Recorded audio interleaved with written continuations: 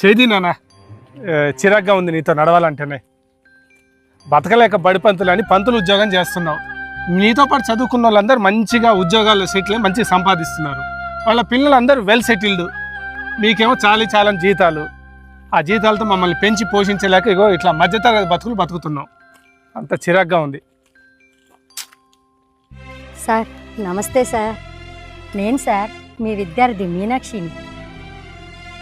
బాబు మా బాబే. బాబు మీరు ఎంత అదృష్టవంతులు. ఇట్లాంటి తండ్రి కడుపును పుట్టినందుకు చాలా గొప్పవారే.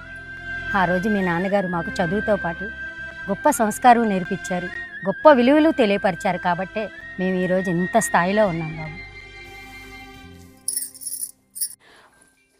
మాధవరావు గారండి, నమస్కారం సార్. మీరు అప్పుడు మీ స్కూల్ టైం అయిపోయిన తర్వాత మా బాబుకి లెక్కల ట్యూషన్ చెప్పారు సార్. ఇవాళ మా బాబు చాలా వృద్ధిలోకి వచ్చాడు సార్. బాగా డెవలప్ అయిపోయాడు సార్ మా బాబు. నమస్కారం సార్. బాబు మీ బాబా సార్? అవునమ్మా మా బాబు. బాబు ఇలాంటి తండ్రి కడుపులో పుట్టడం నీ అదృష్టం నాన్న. ఓకే సార్, నమస్తే సార్, వస్తాను.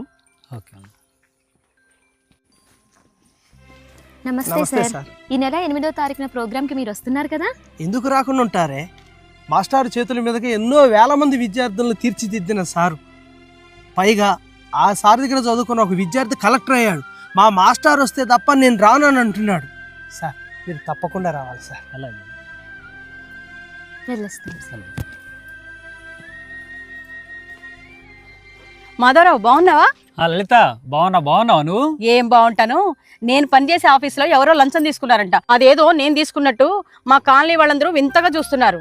నీ కెరియర్లో ఒక్క రిమార్కు లేదు, లంచాలు తీసుకున్న పేరు లేదు.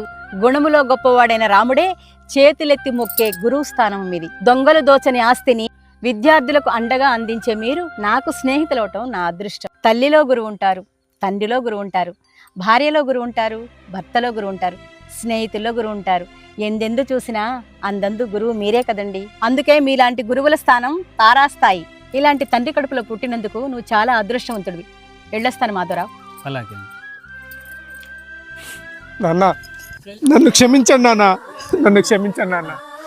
గురువు యొక్క గొప్పతనం తెలుసుకోలేక తప్పుగా మాట్లాడి నన్ను క్షమించండి నాన్న, నన్ను క్షమించండి. ఈ తప్పు నువ్వు తెలుసుకున్నావు కదా, వెళ్దాం పదా. నిజంగా గురువుల స్థాయి తారాస్థాయే. ఆ స్థాయిని చేరుకోవటం వారికే సొంతం. ఈ కథ చూసిన తర్వాత వెంటనే మీ గురువులకి ఫోన్ చేస్తే మేము చాలా ఆనందంగా ఫీల్ అవుతాం. నేను కూడా వెంటనే మా టీచర్ గారికి కాల్ చేస్తాను. ఆమె భిక్షే ఈరోజు నా ఈ జీవితం.